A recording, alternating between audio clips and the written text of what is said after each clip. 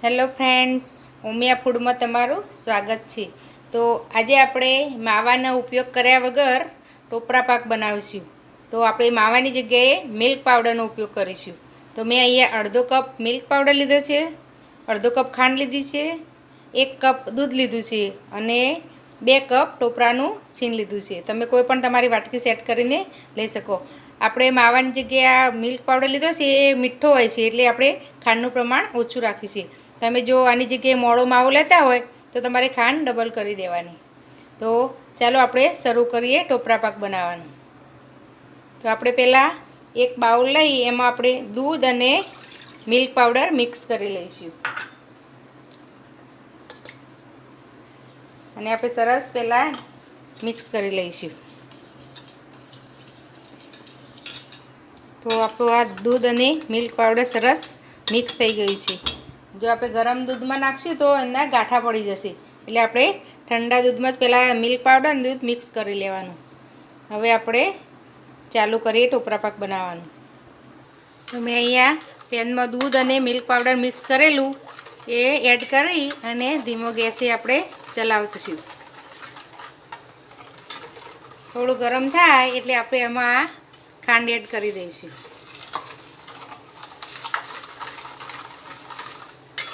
અને આ રીતે ચલાવતા રહીશું। આપણે આ રીતે ચલાવતા જઈશું અને ધીમા ગેસ પર જ આને થોડું ગળ થવા દઈશું। આપણે ખાંડ નાખી છે એટલે એનું પાણી બળે ત્યાં સુધી આપણે એને ગળ થવા દઈશું। ગેસ ધીમો જ રાખવાનો, નકર નીચે આપણો દૂધનો પાવડર નાખેલો છે એ ચોંટવા લાગશે। તો આપણું આ દૂધ તમે જોઈ શકો છો ઘટ થઈ ગયું છે, 5 જ મિનિટમાં ઘટ થઈ જશે। આપણે મિલ્ક પાવડર એડ કરેલો છે એટલે હવે આપણે એમાં 1 ચમચી જેટલો ઇલાયચી પાવડર એડ કરીશું। આ ઓપ્શનલ છે, તમને એની ફ્લેવર ભાવતી હોય તો એડ કરવાનું। સરસ મિક્સ કરી લઈશું। હવે એમાં આપણે ટોપરાનું છીણ એડ કરી દઈશું,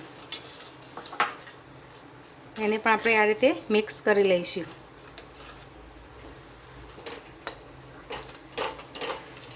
અને એકદમ ધીમા ગેસ પર હવે એને થવા દઈશું।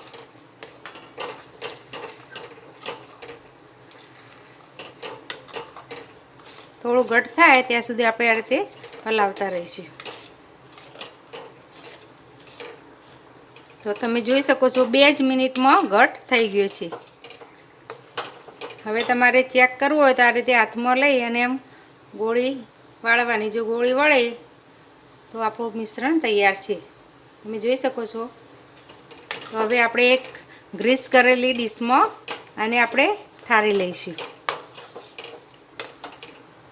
તો મેં આ રીતે ડીશમાં લઈ લીધો છે અને મેં અડધી ડીશમાં જ આ રીતે ઓછો છે એટલે મેં અડધી ડીશમાં જ રાખ્યો છે। જો તમારે વધારે હોય નાની ડીશ હોય તો તમે પૂરી ડીશમાં ફેલાવી લેવાનું।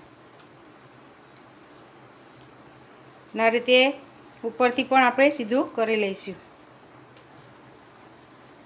હવે એમાં આપણે ઉપરથી થોડું ગાર્નિશિંગ માટે બદામની કતરણ એડ કરીશું।